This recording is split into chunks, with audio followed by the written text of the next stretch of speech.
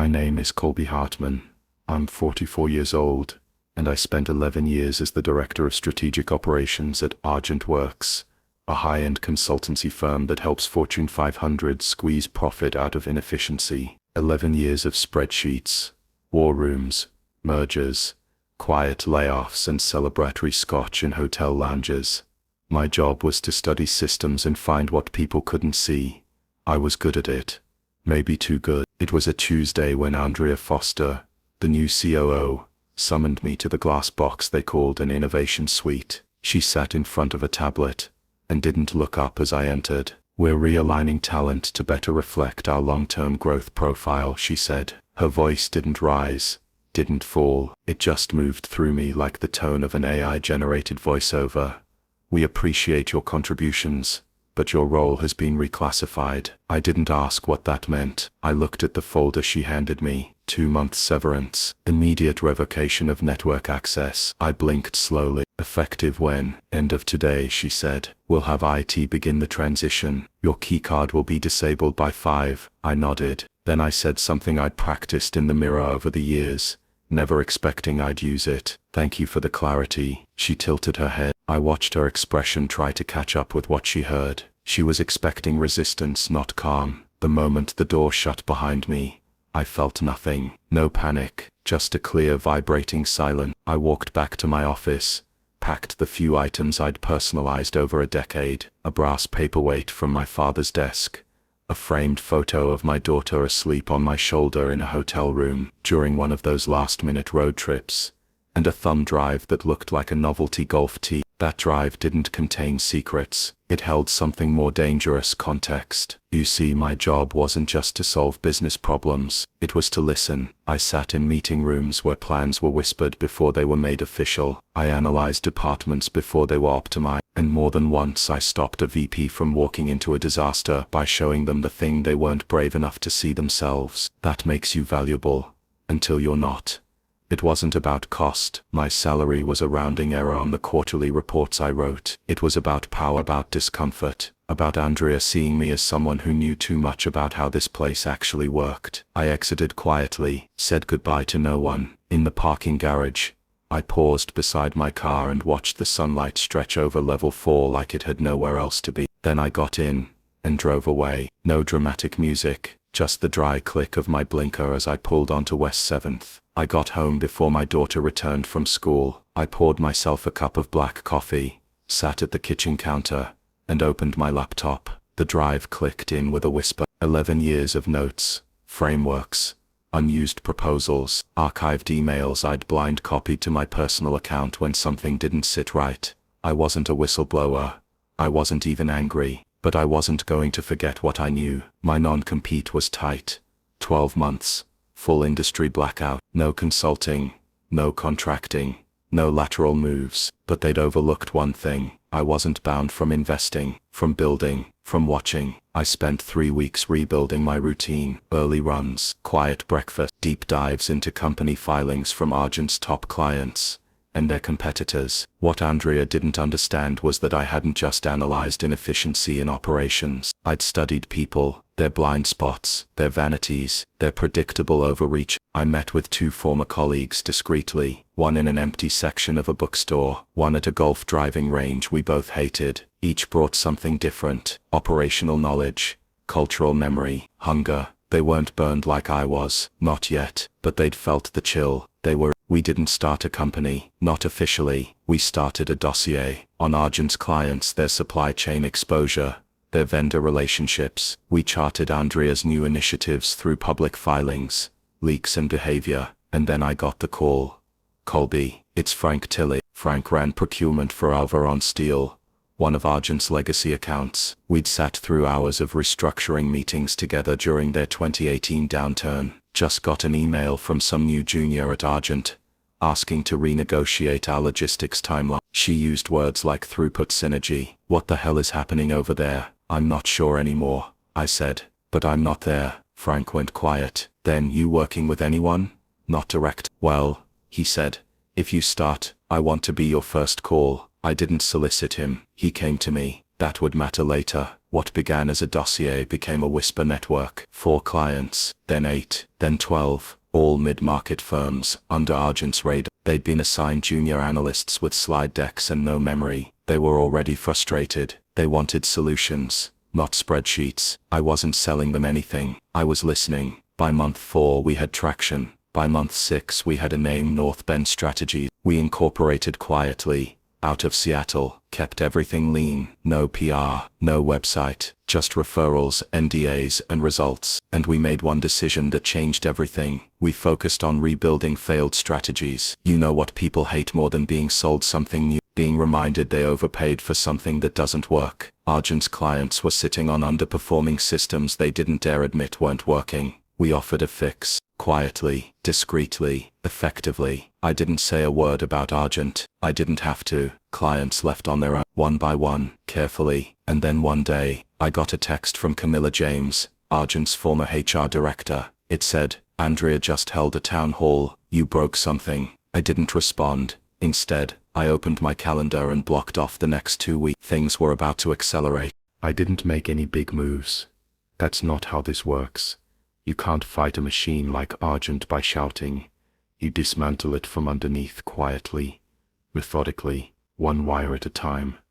By week 26 we'd onboarded 6 former Argent clients under NDA. Mid-tier, yes, but strategically valuable.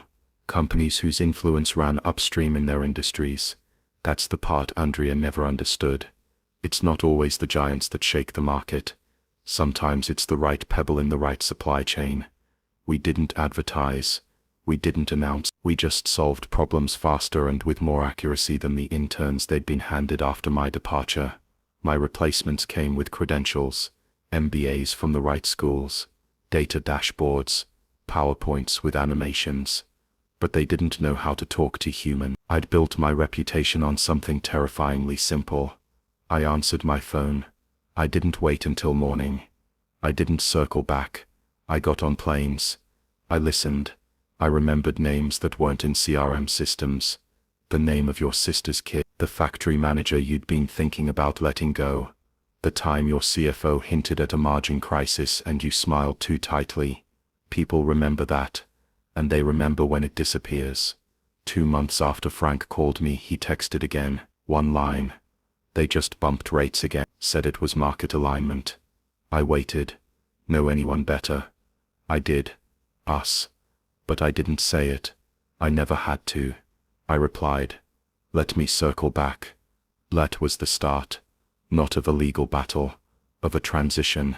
Frank made the decision internally, shifted 30% of his contract work to North Bend through a third-party holding group. It looked clean. Because it was. They wanted out. We just gave them a direction. Andrea didn't see it. Not yet. But her analysts did. Someone finally flagged the trend. Legacy accounts stalling. Shifted, growing quiet. Not exiting but disengaging. She sent a directive down through client services. Increase touchpoints, re-engage accounts, offer value mapping sessions. It was too late. People weren't leaving because they were forgotten. They were leaving because they remembered how it used to feel when someone actually understood their business. We kept growing. Cautiously. No sudden hires. No bloated overhead. Every client funded the next move. By month 8 we brought on a CFO, a former controller from Harrow Materials who knew how to build backward from liquidity. She asked questions no one else had thought to ask. "Who's watching Argent's long tail?" she said. One afternoon, as we reviewed procurement data from a shared vendor, their whole model hinges on silent volume. But their churn cycle is flattening. She was right. Andrea's team was burning equity to show velocity. Clients weren't just leaving, they were eroding, quietly, persistently. That's when I realized something important.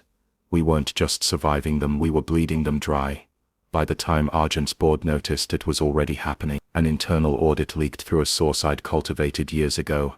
Someone still in finance who had a quiet respect for how I'd handled my own departure. The report said, Q2 underperformance driven by unpredictable client volatility in historically stable segment. Recommendations include executive realignment and margin retention strategy reset. Translation: they didn't know why it was happening, just that it was. That same week, I was invited to speak at a closed-door panel in Chicago, hosted by a mid-cap advisory group that had started tracking boutique consultancy performance. My name wasn't listed publicly, just Principal, North Bend. In the audience, mid-level execs, procurement leads, VPs, a few partners from Argent too. They didn't recognize me, or maybe they did and didn't want to. I talked about quiet retention erosion, about how most consultancies focus on performance metrics but ignore expectation fatigue. When clients start expecting less, they quietly look elsewhere, and they never come back. The room went still. You could feel it. After the panel, a man in a dark blazer with Argent's old logo on his lapel approached me near the elevators. "Colby," he said, extending a hand. "Didn't realize you were with North Bend. Didn't realize you were still with Argent," I replied, shaking his hand. He gave a tight smile. "Some shifts happening. Nothing official yet." I nodded. "They usually aren't." At first, when I got back to Seattle, I found a letter waiting in my inbox. Certified, formal, from Argent's legal department. Polite, measured, thorough. A reminder of my post-employment obligations. A request for a signed acknowledgement of non-solicitation. A veiled warning about brand confusion in the marketplace. I printed it, marked the margins with notes, and handed it to my lawyer. He chuckled. "They're nervous," he said. "It's always the ones that think they're still in control who send letters like this. Should we respond?" "I already did," he said. "You're clean. You've stayed clean." And that's what I kept doing. Staying clean, quiet, methodical, because when you know how a machine works, you don't need to break it. You just let it run the way they designed it long enough to show everyone how fragile it really is. By the end of month 9, we had 15 active clients and 3 more in the pipeline. All referrals, all word of mouth. We hadn't spent $1 on marketing.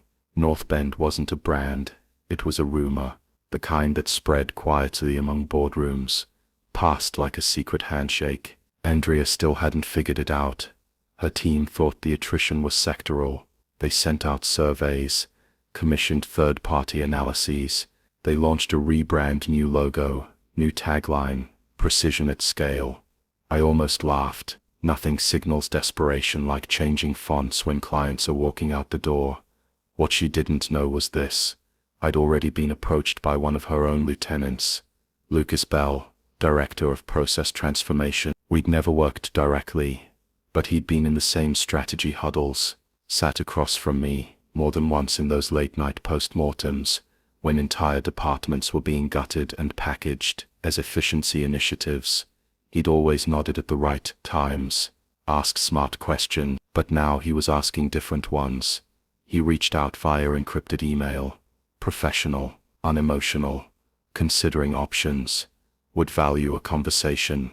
We met in an underground parking lot near the convention center, not because we needed secrecy, but because old instincts die hard. Lucas got in my car like we were trading state secrets. "I'm not here for a job," he said immediately. "Good, I'm not hiring." He cracked a smile. Then it dropped. "Andrea doesn't know how close she is to a collapse. She's chasing revenue like a startup, but she's using enterprise tools." I stayed quiet. "They're offering retention bonuses to execs," he added. "Not because they're doing well, because they're scared." That was the first confirmation from inside. Not a leak, a temperature check, and the temperature was falling fast. "What are you looking for?" I asked. "Exit strategy," he said, eyes steady. "But not to sit still, to build something, with integrity." I nodded. 2 weeks later, he joined North Bend.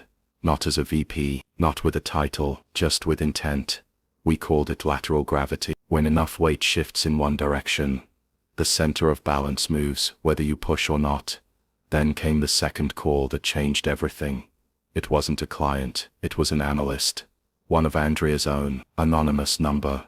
Wobbly voice, too young to be afraid, too smart not to be. "I think they're trying to build a case," he said, "against you, against North Bend. Something about IP drift and unauthorized influence. They're pulling old logs, meeting records, anything that might suggest you seeded a move while still at Argent." "I didn't, I know, but they're not trying to prove it happened. They're trying to imply it did." That's when it clicked. Andrea wasn't trying to protect Argent's future.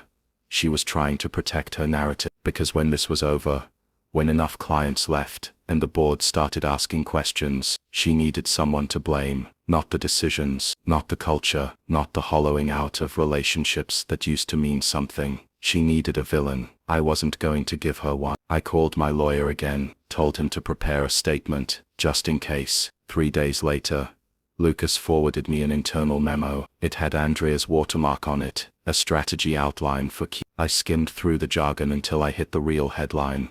Client overlap risk. We will initiate a reputational containment strategy in parallel with legal preparation. Market messaging will emphasize continuity, innovation and modernization as differentiators over legacy approaches and former personnel influence. That was it. Former personnel influence, not by name, not by company, but the shot had been fired. She was going to the market to warn them off me. Quietly, of course, in coded language and white papers and press briefings that emphasized how modern and scalable they were now. Translation: don't follow the guy who left, because if you do, you're siding with the past. Problem was, the past was doing a lot better than her present. That same week, we landed a contract with Hartley Dynamics, a $30 million enterprise that had been part of Argent's portfolio since 2000. Argent sent us a performance renewal proposal, the COO said. It looked like it had been written by someone who'd never walked our floor. We want to talk about alternatives. It took us 3 meetings and 4 days. Then they signed. That one move triggered the... When a client that size leaves, it signals, the market listens, the competitors lean in. The house starts shaking from the inside. Gabrielle Song, Argent's director of client success, resigned a week later. She didn't say why. She didn't have to. Lucas forwarded her resignation email. It ended with, when trust becomes transactional, the clock starts ticking. I printed that line, pinned it to my office wall, not as a trophy, but as a reminder. We weren't stealing clients. We were collecting trust that someone else had let expire. One afternoon, I sat alone in the North Bend office. It was quiet. The light through the window angled in like it was trying to say something. I opened my email and reread Andrea's final evaluation of me. The one HR had slid across the table on my last day. Colby is a valuable contributor with legacy expertise, but may not align with future forward initiatives. Strategic realignment recommended. Future forward. That phrase stuck in my head like a burr, because nothing moves forward faster than the clients you ignore, and nothing accelerates decline like cutting out the one person who remembered how everything actually worked. Andrea thought she'd sidelined a relic. Instead, she lit the fuse on a quiet, controlled demolition, and now the walls were starting to fall. Argent didn't implode all at once. It cracked first. You could see it in the way their messaging changed. Less certainty, more buzzwords. The kind of language firms use when they're stalling for time, but can't admit it publicly. Evolving service paradigms, post-legacy delivery, relationship-neutral advisory, relationship-neutral. That one actually made me laugh out loud. It told me everything I needed to know. Andrea wasn't just repositioning the firm, she was trying to erase the past. Like the years of loyalty and continuity were liabilities, not differentiators. Like the only thing that mattered now was how frictionless and low-touch she could make the operation. Problem is, people don't trust frictionless, they trust familiar, accountable, human. That's when Western Freight called.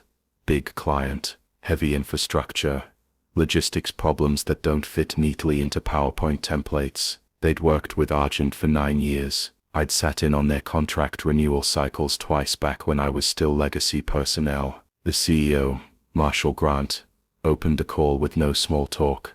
I hear you're running your own shop now. I am. Is it true you pulled Hartley? They came to us.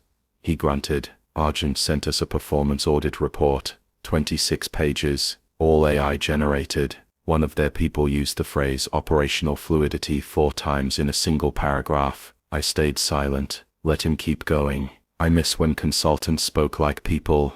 What are you asking, Marshall? I'm asking if you'll come out here, walk the floor, and tell me if I'm being stupid for staying with them. 2 days later I was on a plane. Western Freight wasn't sexy. Cinder block buildings, dusty terminals, but they moved product like no one else. They didn't need disruption. They needed someone to see them, hear them, remember their quirks and bottlenecks, and the 20-year-old bottling line they refused to retire because it still worked like a charm. I spent 3 days there, took notes, asked questions no intern from a dashboard would think to ask, On my last morning, Marshall sat me down in his office.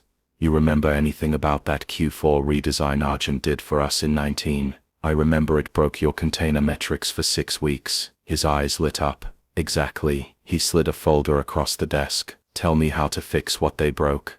I nodded. No pitch, no pressure, just trust.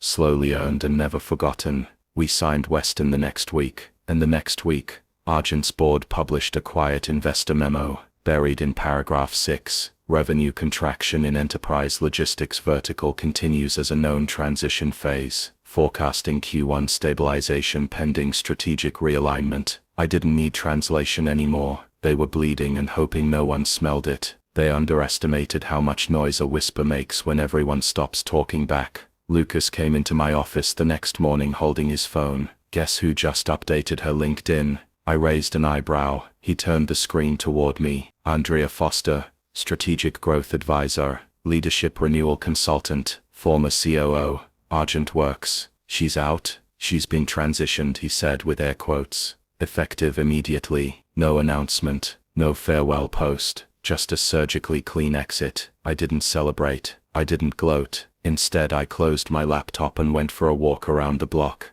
The air had that early spring clarity, not warm, not cold, just honest. Andrea wasn't the enemy. She was the symptom of a culture that thought legacy was a weakness, that saw relationships as outdated, that valued reinvention over understanding. She didn't kill Argent. She just accelerated what was already rotting inside. By Q2 of our second year, North Bend had 21 active clients, all of them profitable, all of them acquired without a single outbound pitch. Our churn rate was 0, not because we were magical, but because we called people back. I kept Andrea's old phrase, future forward, on a sticky note by my desk, not as mockery, as a checkpoint. We were building something forward too, but with memory, with weight, with earned trust and silent resolve, because in the end, the market doesn't reward noise, it rewards results. A week later, I got an email from someone I hadn't heard from in over a year. Camilla James. Subject line: coffee, body, if you're free. No agenda, just curious where things go from here. I stared at it for a while, then I replied, next week, my office, I'll buy. Camilla arrived 5 minutes early. Same calm energy, same minimalist bag and polished shoes. But there was something different in her eyes. Not tiredness, not regret, something sharper. A kind of clarity people only earn when they've seen the full arc of a mistake play out in slow motion. We sat in the corner of the office lounge. No assistants, no notepads. I've been following, she said. Quietly, I nodded. She looked around the office. Open layout, clean lines, soft light. It's not flashy. It works. She smiled. Andrea thought you'd go loud. Press releases. Victory laps. She misunderstood me.